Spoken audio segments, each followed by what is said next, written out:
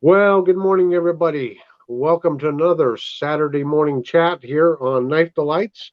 I've got a wonderful guest lined up here this morning. I had a frog on last week, and now I got a toad on this week. How is that, viewers? I want you to meet and give a nice Knife Delights welcome to my friend Dave of the Singing Toad. Dave, how are you doing this morning? I'm good. Thanks so much for having me on. I appreciate that very much. Oh, you're so welcome. I've been wanting to get you on. Um, we've kind of met each other about 6 7 months ago, really, and been corresponding back and forth. And I got to tell you, really enjoy your channel. Well, I thank you. saw your video where you did your sheath mod there the other day. That was pretty cool. So you want to talk about that a little bit? Sure. Well, I'll just start by saying thanks very much for having me. I apologize if I keep looking this one direction, but my camera's actually sitting over there. Oh, sure. So, or I Yep. guess over here. It's over here from which angle that people are seeing me from. But it's just in case you're wondering, I'm not like reading a script or anything. It's just that's where my camera's aimed. No, no, that's fine. But yeah. So what was I talking about now? Oh yeah, that's right. The this guy, the Uncle Henry knife. Yeah, So yeah, I did the sheath modification to it. It isn't pretty. I'm no leather worker, but I was able to keep the retention on it, so now it doesn't fall out. In fact, I can't even pull that out. And that was just a simple matter of just gluing. I don't know if I can get that up to the camera a little bit better there, but I just glued a piece of where are we here? Just kind of glued a piece of this like plastic like material in there. It's right. about a quarter inch in diameter, and I just chopped it off and glued it in place, and then I glued this the clasp so that it doesn't slide around and move around. And that's basically all I did to keep the retention on it. So, oh, there we go. Yeah, I should have put you on solo. Oh, no Yeah, worries. So, that's pretty there's a cool. better. Now that the light is kind of better. Yeah, Let me tilt it this way. So, if you can see that little piece of plastic there, yeah. uh, and yeah, I just glued that in place, and that was actually one of the people who follows my channel gave a suggestion, and I forget his name offhand at the moment, but anyway, he suggested that, so I went ahead and used it, and yeah, it works really well. So now if I take so here's the actual Uncle Henry knife, and I'll show you that side as well. Now that's a what I call. I think it's a caper knife. That's what I would call Yeah, it yeah, anyway. this would definitely be what I would consider to be a caping knife as well. Yeah, Yeah, um, and I always thought those would make a great EDC carry. for sure. I mean, absolutely. Like this thing is so small and it's so Yeah, light. It weighs. I mean, it weighs nothing. Even with the sheath. I mean, I could have this on me all day, and I would forget I had it on me. I mean, you know, right. especially tucked up under the spare tire I have around my waist. You never know it was there. So for the viewers that may not know what a caper knife is, can you explain what that is? Well, basically, it's a small knife that's used for delicate cutting tasks around a wild game. So when you're processing out a wild game animal, so in particular when you're going around the parts of the animal that you've got to be very careful and precise with, like around the vents, if you are going around antlers, eye sockets, anything where you just want to find a small knife, this is better suited for it than a much larger knife. Like for example, when I'm going into the wilderness, I'm probably going to be carrying something like this, you know. Right. And I'm not saying that you can't process a deer or a moose with a knife like this, because many hunters in the past have done so for decades and ages. But a smaller blade like this just gives you a lot more control. You can get down there on that blade tip and just really really work delicately.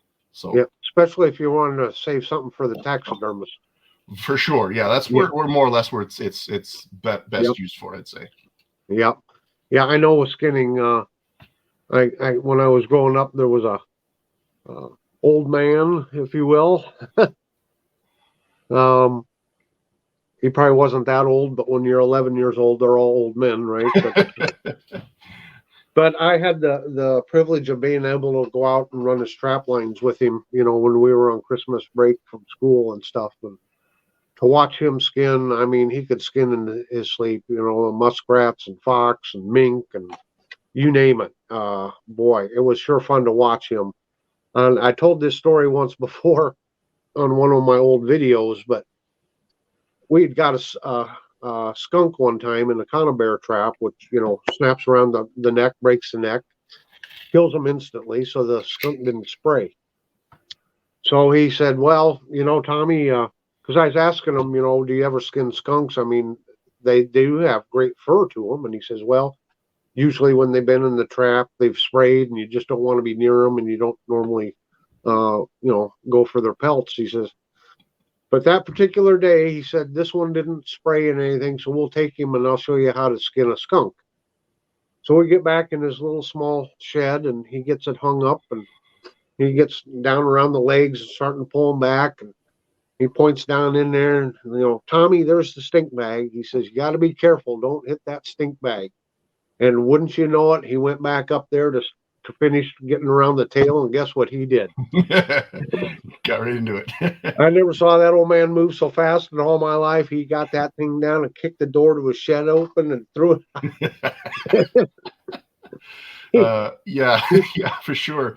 He had an oil stove. He had an oil stove, so he had a 5-gallon can full of oil, and boy, he just dumped it right on that skunk. That was funny. Yeah, but so how long have you had your channel now, Dave? Well, if you want to get super technical, my very first video on my channel was like 4 years ago. Because originally I was going to make my channel a gaming channel. That's what I thought I was going to do. Sure. I did one, actually did a couple of videos, but only one actually I ever uploaded. And then, it just sat dormant, wasn't really using it for much. And then, roughly 2 years ago, over 2 years ago, I think my first actual knife video was, I want to say January of 2021, somewhere around there. I'd have to go and look, to be honest with you. But it was well over 2 years ago now, is when I started making videos. And there was a few channels out that kind of inspired me to start making videos. Patty's Potato Peelers, he was actually one of my big inspirations. Right. And also another channel called The Big Canucker. He was another channel that was that inspired me to start making videos too. And yeah, so I just started doing videos, and the channel for me is just basically for me. Like, I was not making videos with any real intent in mind. It was just, I just wanted to share my thoughts and share my stories, share my collection. And, the fact that people started hitting the subscribe button, actually, I was like, what? Yeah. You're actually paying attention to this. So, it's kind of funny, right? Because you'll see some channels that they'll scoff at what their subscription numbers are after X amount of time. It's like, I've been doing this for over two years, and I'm still not even at 500 subs yet. But you don't see me complaining, Right. I mean, I'm happy that anybody follows me. Yeah, no kidding. Yeah, that's what I told folks before. Is I figured I'd be subscribed, and maybe my wife, and if I could make an account for my dog, and I'd have 3 subscribers there. But it's so what's one of your favorite things about having the channel that you like? Well, I'd have to say that probably in the past, I would say 6 months to a year, somewhere around there. I'm not exactly sure how exactly, but and I don't remember who it was, the first person to reach out to me. It may in fact have been you, actually, Tom. But someone kind of noticed my videos and then name dropped me in one of their videos and said, "Hey, go check out Singing Toad." And I was like, "What?" Yep. And I had not asked for that publicity at all. Like, it's not like I was emailing them saying, "Hey, shout me out," or anything. Nothing like that. And I was like, wow. And then next thing I know, I had people coming over saying, "Hey, I'm here from so and so," and then just like that, I started gaining some momentum. Right. The car went from being parked in gear, and away it went. There you go. So I'd say that was a big thing that kind of opened my eyes, going, "Oh, okay, so maybe what I'm doing is working." People do kind of want to see what I'm talking about here. Mm-hmm. And then I would say about 6 months ago, when you and I first kind of got in touch, that is kind of when I'd say I was really embraced and welcomed into this entire community, if you will. And there's many guys, the list goes on ad nausea. If I should just pull that up right there. There's, I don't know how well you can see that on the camera. It's kind of covering me, but there we go. There's all. Let me bring you up. I'll bring you up on the solo here. I don't know if I can see what I'm doing here. There you go. I got to stand up a little bit. So So there you go as an example. Let me back that out a little bit. Oops. Yep. Yeah, working opposite direction here. Forgive me, folks. I am so crap at this. I apologize. Uh, No, you're doing fine. Doing but fine. but just as an example, so there we have just a few channels that were kind of like the first channels that kind of embraced me and said good things about me and really helped me out, and I gained a bunch of followers as a direct result. And I really can't thank you all enough for that. Yep. And it's been an absolute blast to get to know all of you guys, and of course, I want to say 3 months ago now or so, maybe longer, I went on the show with RJ. Right. And Right. and that was the first time we kind of sat down across the table from each other, so to say. Sure. And that was a lot of fun to sit down, have a talk with you guys. And I think Boston was in that one, and I forget who else now was in that particular one. And then of course I was back on the show again, and that was another great fun time. And I mean, already RJ's asked me to come back again, so and I plan to be back again as soon as my schedule allows. Yeah. Oh yeah, the scheduling is hard. I was gonna kind of start doing maybe a Thursday night live around 8 p.m. Central, but I just like my work schedule gets so screwy, and I'm so afraid that I won't be able to, be there at 8 o'clock, and people expecting the live, and then you can't show up, and and you don't want to disappoint people, and so doing these pre-recorded shows is relieves that stress just a little bit. Absolutely, because we've got flexibility, right?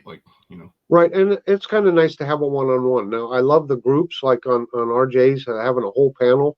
We really yuck it up, and I might as well say it and tell everyone. RJ's lives at every Sunday at 12:30 Central, and that's 10:30 Pacific. RJ Knives has a live show. He has a great panel on every week. So make sure and join RJ's lives. It's just a lot of fun. So and they are fun. What's that? I second that notion. Second that notion. Aren't they fun? Like I said, I've been on the show twice, and I can't wait to be back. I had so much fun. Well, and one thing that's neat for me is you watch or listen, watch these videos, but you're really only listening because you never see the face. And then when you can actually sit down and see their face, even though it's by video, now you can really identify with them. I think that's what's nice about the lives or doing the shows like this is it lets the viewers actually see you, who's behind the camera. That's for sure. I still have not publicly revealed my face. This handsome mug you see here. Yeah. I still haven't done that on my own channel yet, which is really funny because I've been on RJ's twice, and of course now I'm on your channel. Sure. But on my own, I haven't. And so just, I just haven't gotten around to it. Just my format is kind of the top-down thing, and every now and again I'll be out in my backyard or something. But So, what are some of the challenges that you never thought you'd have to face when you started? Well, I know you said you started as a gaming channel, but when you really started getting into it with the knives, what are some of the unexpected challenges that you've run into having a knife channel? I would say just finding time to record. I've got a busy life. I've got two boys that are 13 and under in the home, and actually tonight, just had to drop them off there's a dance at the school there. So I was actually just literally got back in time to sit down with you here. Sure. So finding time, there's always extracurricular activities. There's always things going on. Wife and I work full time, and our schedules don't exactly line up. So just trying to find the time, right, is a challenge. Another challenge is, my channel is self-funded. So, I'm not sponsored at all in any way, shape, or form. I don't get knives sent to me for free. You can't buy my opinion, like you can't send me this, hey, say nice things about this knife, we'll give you this free knife. I wouldn't condone that nonsense. It's probably why I've not been offered a single one yet, funnily enough. But all joking aside, I because I'm self-funded, if it's something new you see on my channel, well, that's because I went out and bought it, or I acquired it from either a family member or a friend or something. And I guess another challenge for me is because I live in Canada, it makes it very difficult to participate in any kind of knife swap or anything like that, because a lot of these channels are in the United States or even in the United Kingdom. And It's- obviously, you know, and I would never ask anyone to send me a knife. Don't. I'm telling that right now. Don't send me a knife because customs will snag it. Okay, it won't get I to know, me, and then and that we sucks. give You know? these giveaways, and it bugs me to no end that I have to say, you know, you have to have a U.S. address only or only here in the United States. That drives me insane. Just it doesn't seem right. But at the same time, there's just been too many guys, you know, they spend $100 on a knife and then another 30, 40, $50 on postage.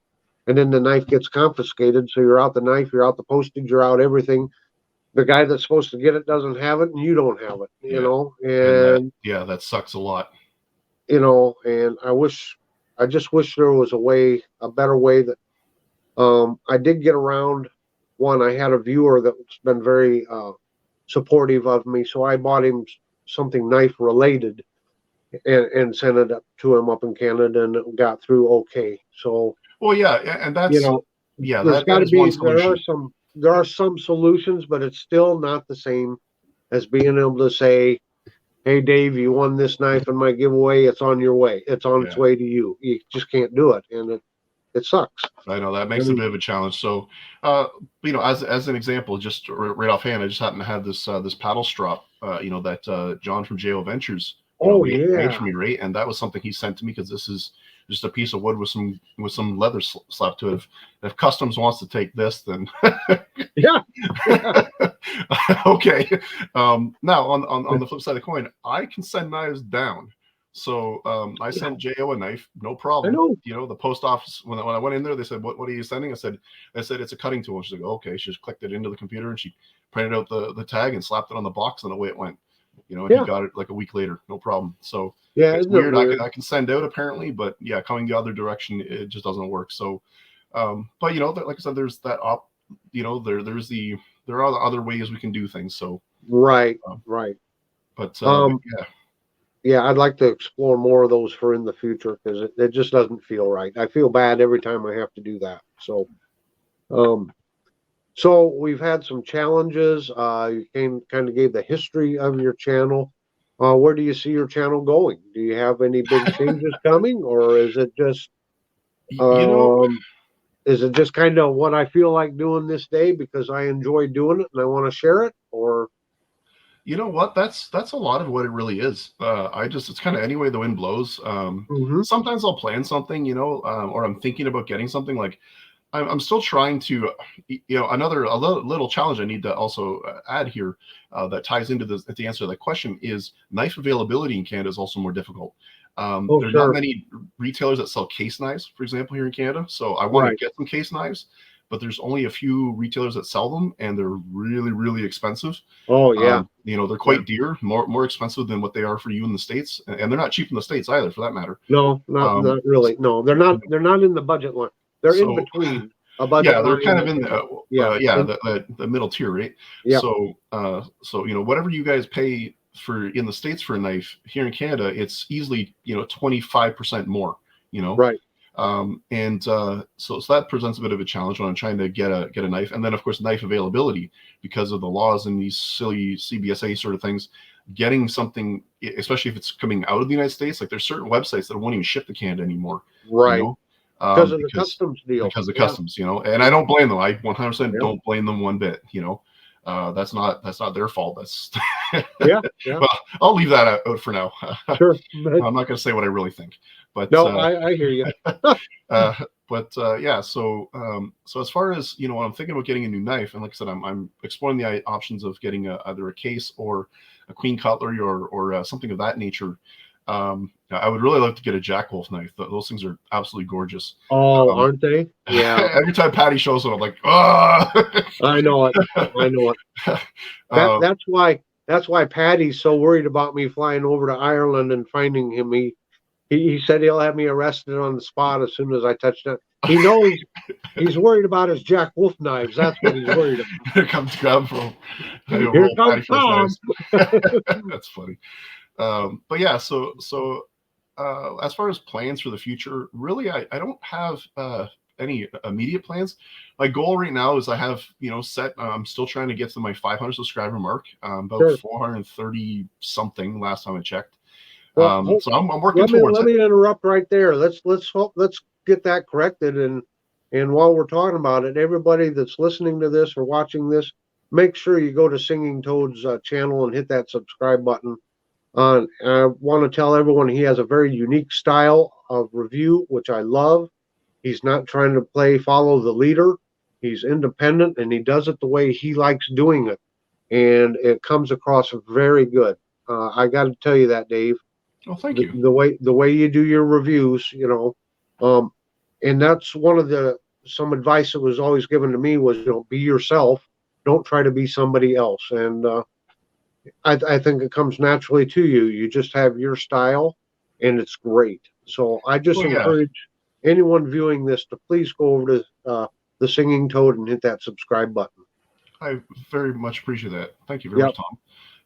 And to just add to that, I don't have an agenda. I don't read from the script. I turn the camera on and I just start talking about what I want to talk about. And then sometimes my videos, I know my videos are longer. I tend to ramble a little bit. That's usually because while I'm filming, I'm going, what the heck else did I want to say about this thing? Yeah, I hear you.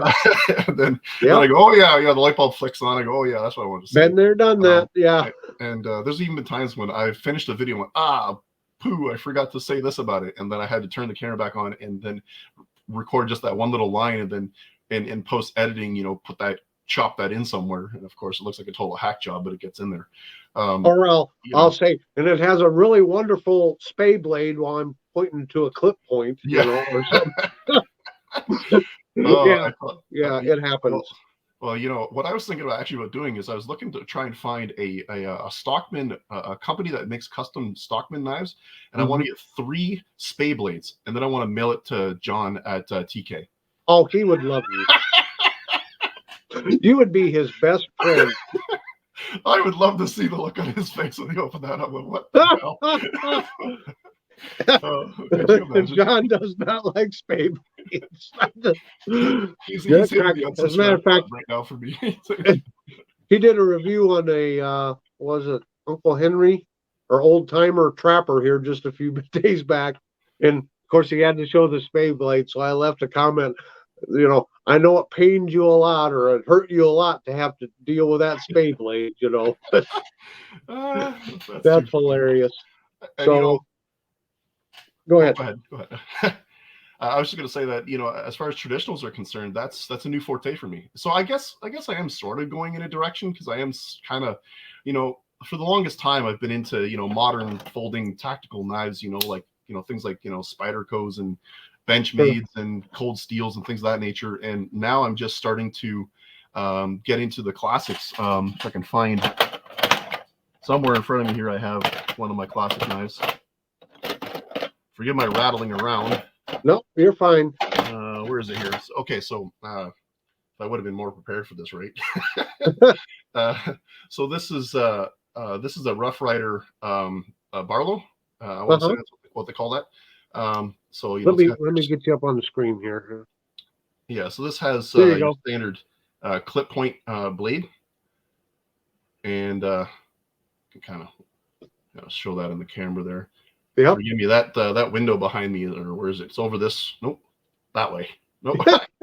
I'm all reversed backwards here, but the window behind me is just throwing a ton of glare, so I apologize, folks. But this little knife, though, I tell you what, it's got a good weight to it, and it's in the carbon steel, which is, I don't have many knives in carbon steel, so that's also new to me. Then it also has this, I think they call this a pen blade. Yep, that would be a pen blade, I think. Yeah, and it has sort of a clip swedge thing on the back here, but I don't know much about this company at all. But can you hold it up to the camera a little closer? Sorry. Is that the small blade? Is that a small clip blade? I can't quite tell. No. Well, it almost looks like a small. Yeah, it's a modified clip point. Throw the word "modified" in front of it, and got it. I don't know. You have to tell me, because I'm no expert with these things. It's a modified pen blade. I don't know. I have my other one in here somewhere. Forgive me here, folks. Let me just pull a bunch of knives out of my bin. I have them all just kind of stuffed down inside here. I thought I was prepared until 5 seconds ago. You're always prepared until the camera starts rolling. Yeah, I know. I had everything all laid out to do my knife cleaning video here the other day, and I had a flashlight that I laid down to have my flashlight ready. And when I got to that point in the video, it's just like, where's my flashlight? And I had to pause recording and find it. And yeah, I've made that same mistake too. I was all ready to go, and then I realized the one knife I actually wanted to talk about, I left up in the safe upstairs. Yeah. That's like, oh my goodness. But yeah, so the knife I wanted to also show was this little buck. I think this is the 303 Cadet model. Oh, the Cadet. And this is a Stockman pattern from what I understand.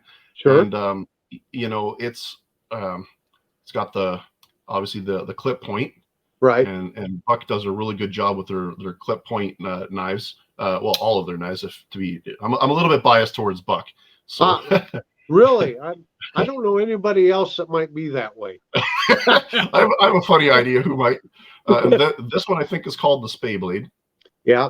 And yeah. And that's and then of course we have in the middle here, you have the sheep's foot right. blade. Yeah. But where I was going with all this rambling, there was a moral to the story, and that is, I'm getting, these are new knives to me, these type of traditional knives, and I'm going in that direction. I'm starting to collect some more traditional knives and really get on board with them. But what I really like about them that's different from, say your typical Spyderco knife is that the fact that you got like multiple little blades in them, and they all kind of have a different purpose. Yep. And I like the fact that they're all different and shaped in different ways, variety is the spice of life, as they say. And I think it's fun to have a little dandy knife like this and play with it and open up the different blades. And it takes me back to my childhood when you got your first Swiss Army knife, and the first thing you did was open up all the tools in it. Sure. It's like the transformer of knives, if you will. Yep. So what kind of drew you to the slip joints though? Is it because you were watching other videos on them, or did you kind of independently come on this on your own? Or I would say it's 50-50. I think what got me kind of interested is the fact that a lot of these other channels showed me these knives, and I really see the passion that everyone has for them. And I was thinking to myself, well, okay, so what's this all about? I try to have an open mind, and get out of that rut that I've been in for so long, where I've only, I guess what it is, I had a comment where someone commented on one of my videos, and this individual leaves comments all the time, and I always respect his opinion, but he said something that got to me, and he said, all your knives look the same. And I went, you're right. You're absolutely right. I am stuck in a rut. I only seem to collect a certain design aesthetic, and I'm like, I need to start branching out. I need to start, getting into the other knife options. And also, I think back to, like, I'm a big fan of history. And by the way, I didn't even know you had a history channel. Oh yeah. I recently subscribed to that. I'm like, oh, my goodness. And thank you. The American Civil War, by the way, is one of my favorite periods of time. And when I was in high school in grade 11, I actually took part in an American Civil War reenactment. Mm-hmm. We were there for 3 days. We were actually on the Confederate side, the group that I was with. Sure. But we fought the Union in the North, and we did a mock battle, and they had cannons and everything, and muskets, and of course they had no bullets in them; they were firing blanks. But it was a ton of fun, and it is. So, but I was thinking back to you mentioned in one of your videos about how back in the day, the soldier carried a simple knife. It would have been a non-locking knife because locking knives weren't really a thing then, right. And in order to understand what happens in the future, we must first look to the past. Right. And, these are the type of knives that our forefathers, carried on them. They didn't carry stuff like this. They carried stuff like this. And every modern day knife owes its existence to these things. Yep. So, and I know that like people that I have mad respect for, like my grandfather, he never carried none of these fancy knives because they didn't exist in his time. This is something he would have carried, Yep. He would have carried a simple slip joint knife. And so I guess in a sense, I'm kind of, I think it's a little bit nostalgia. I'm kind of tracing through history a little bit and getting into modern or these classic traditional designs as sort of a way to look at history in a sense. Yeah. I like to go to the antique stores and I'll buy the old antique slip joint knives, and some of them aren't in very good condition at all, right? But it's fun just to hold them and look at them and how did this company put them together and what was their blade shape and why did they do it this way, and this is an interesting cover material or what have you. And I guess that's what I like about slip joints is you have so many different patterns of them, and then you can couple them with what blades came with them. Like, a standard Stockman is kind of a clip, a spay, and a sheep's foot, but some were a clip, a spay, and a leather punch, So even though it's the same pattern or the same frame of knife, it might have different blades in it than what is, quote, traditional, Absolutely. So I like studying all of that and them old knife companies and how they came and went and merged and it's just, I just find it interesting. Yeah, when you look at these old knives too, you'll see brand names that don't exist anymore. Absolutely. Those are always a real gem when you come across something like that, because you basically have a piece of history in your hand when you think about it. Yeah, I'll be in an antique store, and of course they usually have all the knives in a locked glass case, so you got to ask an attendant to open it. And, I want to see that knife there on that shelf, and they'll open it. Of course, I pull it out, and one of the first things I do is open the main blade to look at the tang stamp. And, a lot of times the attendants will say, well, what are you looking at? I says, well, you see, most knives all have a tang stamp right here. So I'm looking for, a company that I don't own a knife from that company, and so they're all like, oh, I didn't realize that. So yeah, you'd be surprised. People who are, non-knife people have no clue, right? Right, right. And, non-knife people, they would never spend the kind of money that we would spend on a knife, Oh, no. I think we're crazy. Well, and I've told this before, but, I asked my dad, do you have any of your old pocket knives? Because he always had one. And he was like, no, they were cheap. We used them up, threw them away, and went and bought a new one. So, they went to the local hardware store or farm supply store. They probably saw an Imperial knife display sitting on the counter, and they'd say, well, this one kind of looks nice, and buy it. I mean, they didn't look at fit and finish. I'm sure they didn't check to see if there was blade rub. I'm sure they didn't. It was a pocket knife, They used them. And, of course, back then in that era, knives companies weren't worried about collectors. So, they didn't try to fancy things up too much. Usually, they were sold to be worked on, not collected. Absolutely, yeah. So, just an off the wall question because it's happened to me, and you don't have to name the videos.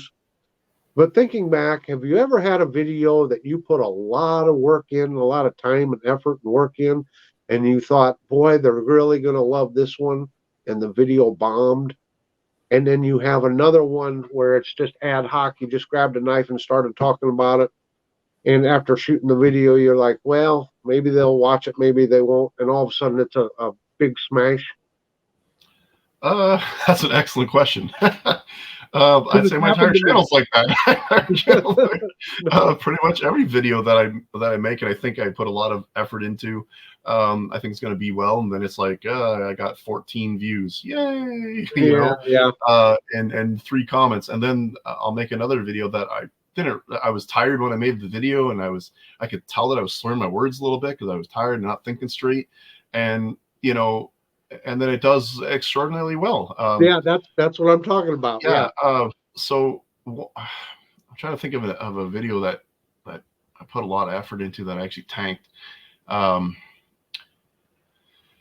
Probably one of my Halloween specials. I make these goofy Halloween specials, Sure. and I think, okay, this is going to be, the comedy videos tend to do really well, and then it's it's like no one cared, and I'm like, oh. But one video that really took off, and I think it actually has the most views on my channel to date, was my Amora Garberg versus the Joker Ember video. Oh yeah, I remember that one. Yeah. Just a simple. I was just comparing the two knives because Actually, I have them both here beside me here. There's the Ember. Where's the Mora?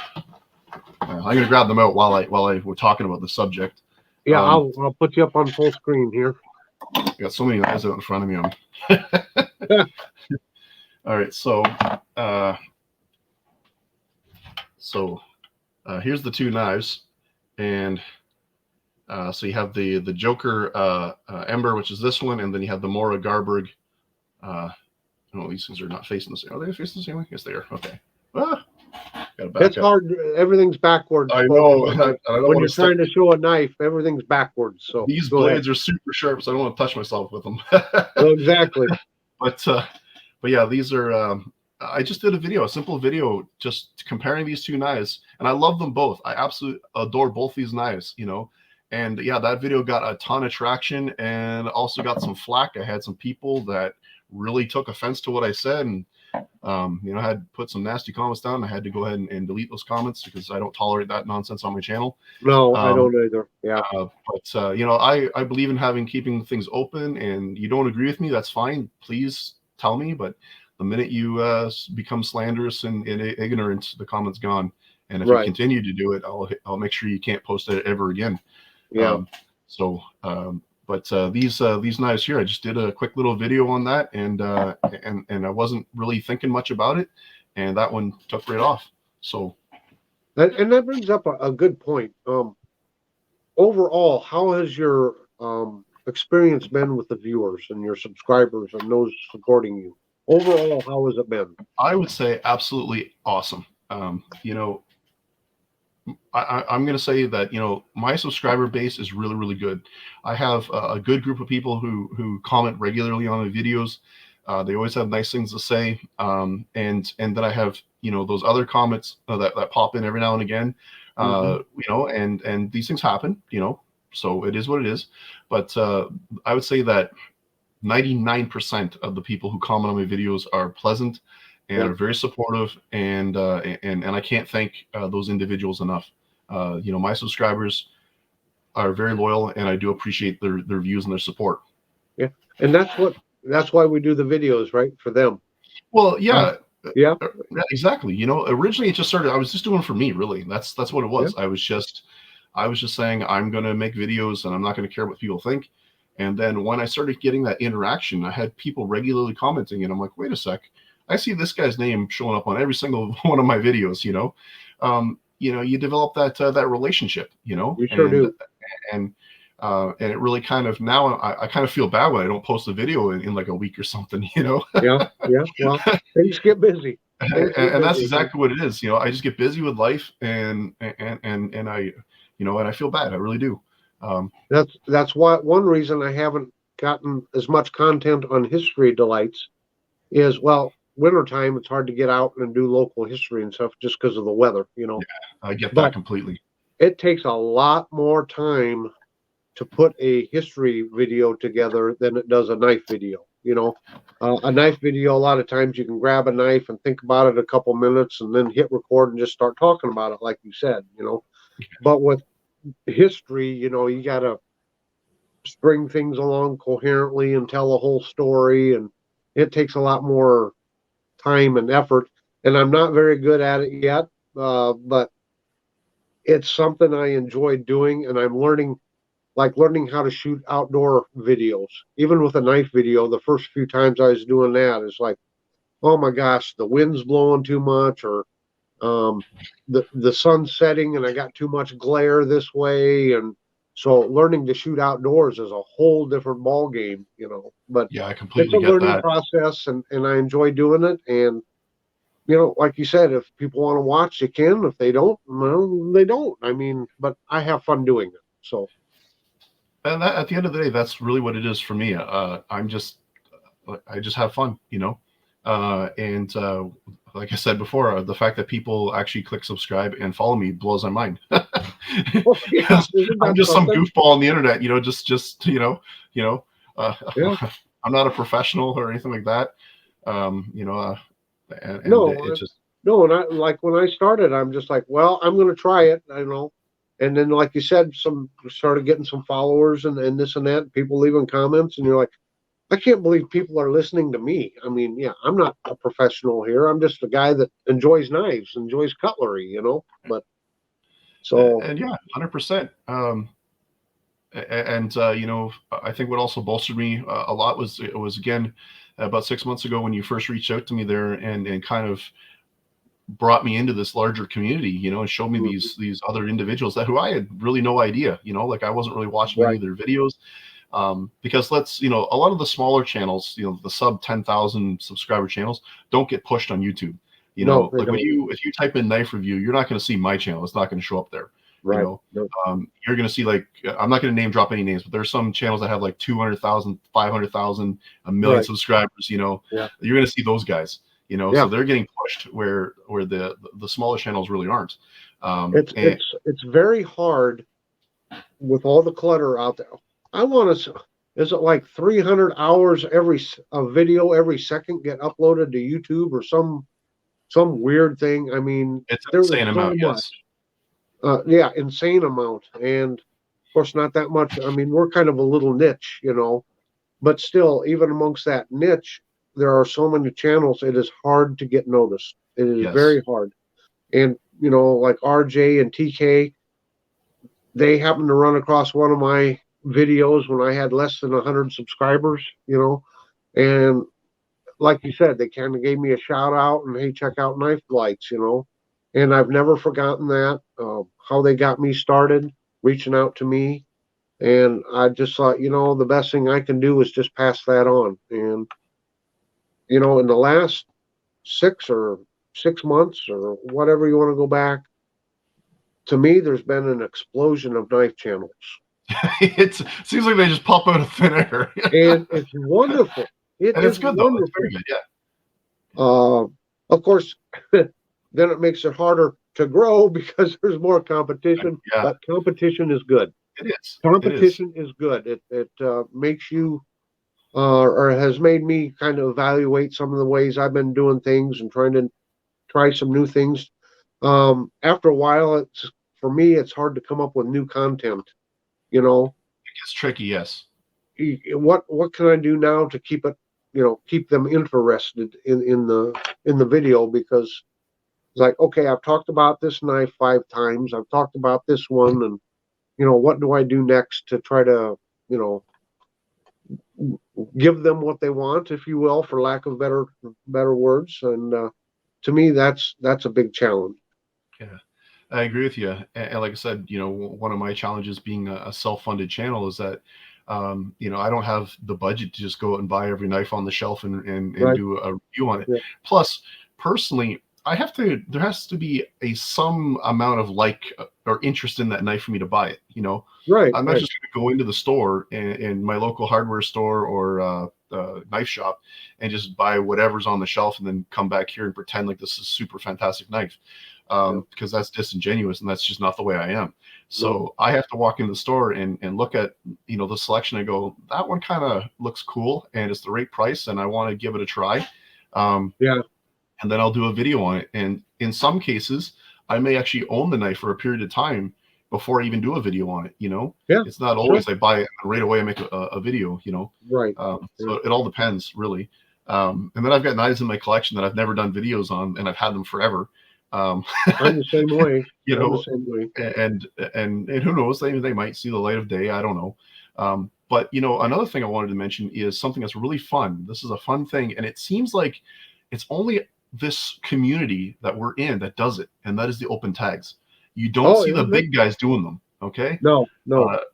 I've again, I don't want to name any names, but there's some bigger channels that you never see participate in any of these type of open tag series videos. And I think it's really, really fun that we do them and we all kind of get to see each other's collections. Yeah. And for me, what I like is the learning, because I've learned so much stuff.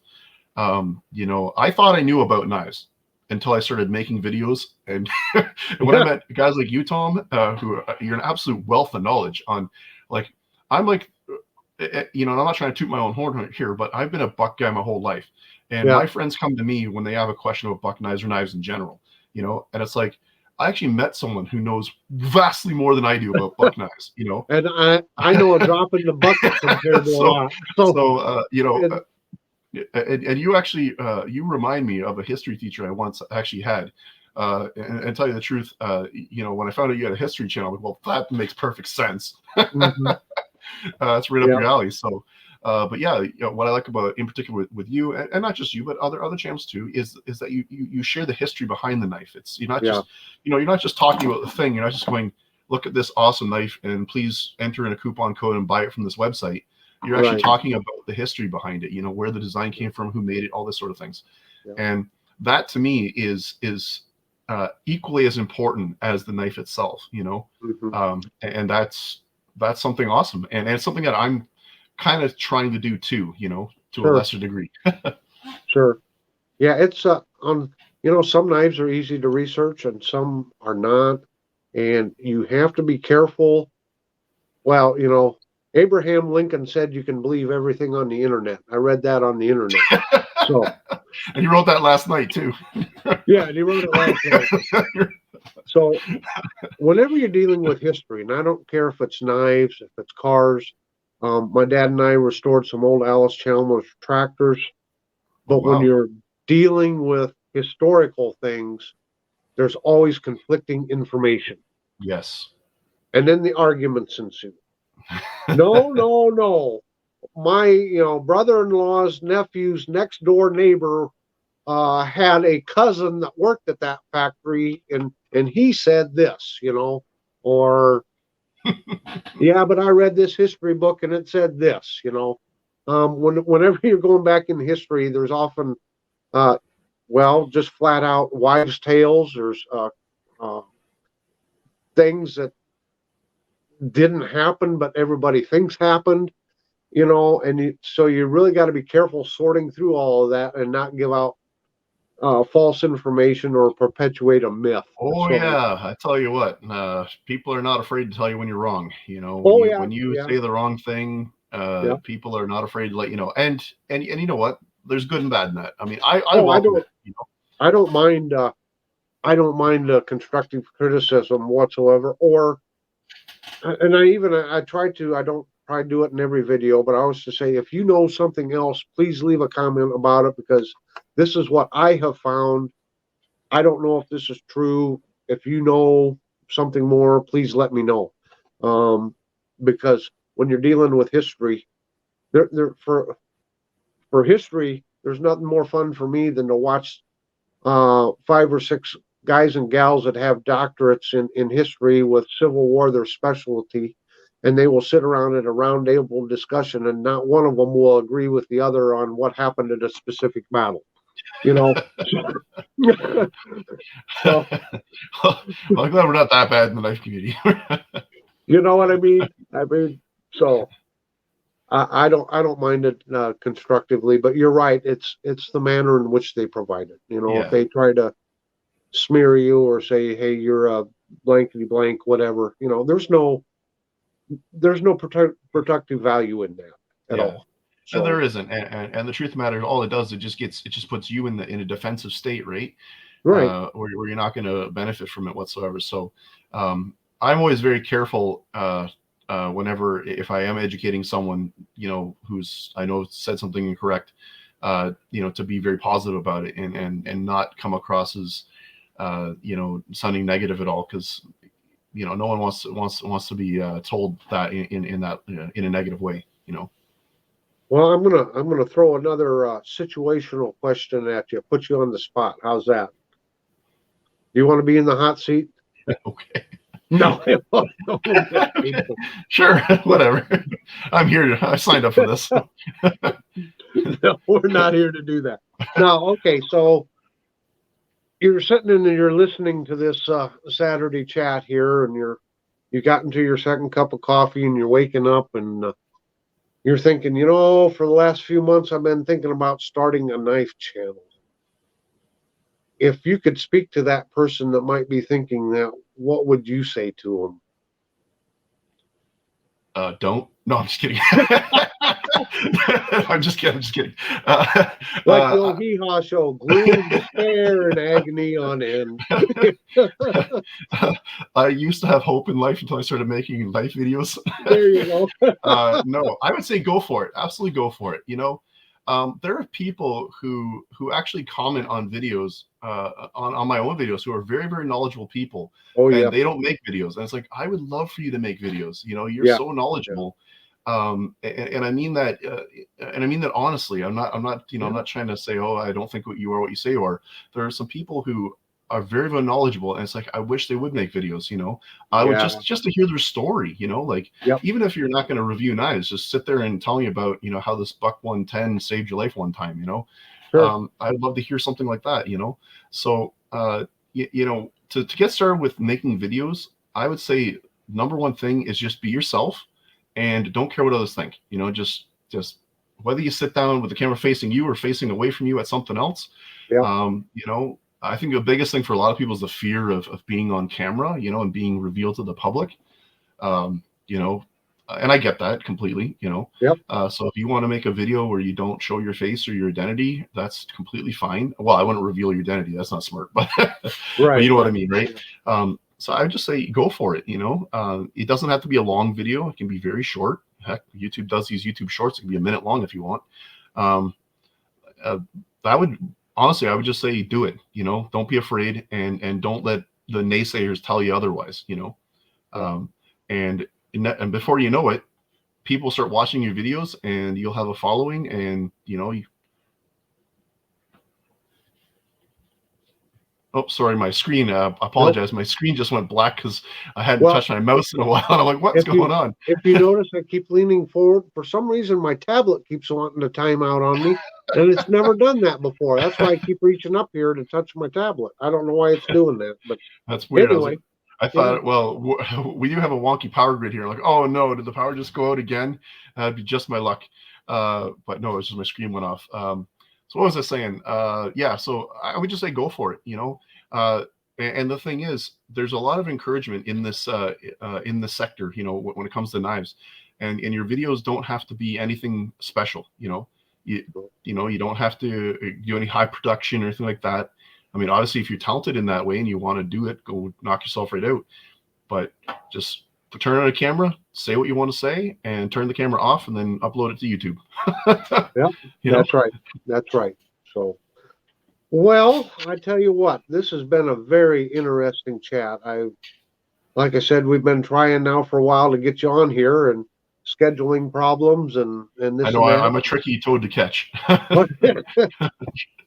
Yeah, delightfully tricky. There you go. So I like that. But just kind of in a closing, is there anything that you'd like to say about your channel that I haven't asked you about? I think we've pretty much covered everything, really. You think so? Okay. I think I've said everything I can think of at the moment. I'm sure as soon as this video is over, you'll be like, God dang, why didn't I say that? Well, that always happens. Like I said, I'm just still on that. I'm just chugging along, going along the path here.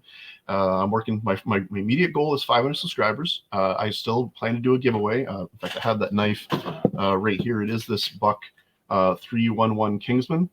That's neat. That is neat. I think I have it upside down again, but just quickly show that knife there for everyone. So this is hold on. Boy, my producer, I need to fire my producer. He's not getting you up on the full screen. There you go. Okay, you see what I'm doing here because I'm behind it. But anyway, so hopefully everyone can see that, but can I turn it this way? Okay. Yep. There, sort of. I apologize, folks. This is all backwards and upside down to me. But anyway, so this knife is, it's not the world's most expensive buck knife out there, but it's kind of cool because from what I understand, these are not available in a lot of places around the world. So as far as I know, I can send this to the United States. So I'm going to have the contest open to both Canada and the United States. Oh, that's terrific. Because I've already sent one knife to the States and it got through no problem. So I'll take the risk and try and send this. So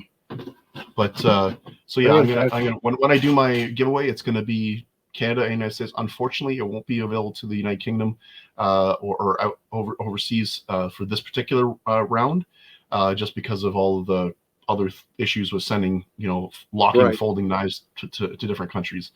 Yep. But I do plan down the road, to do an international giveaway of some sort. That would Find be some great. type of a slip joint or something, or maybe a fixed blade knife that conforms to all those rules that they have over there, and send that off.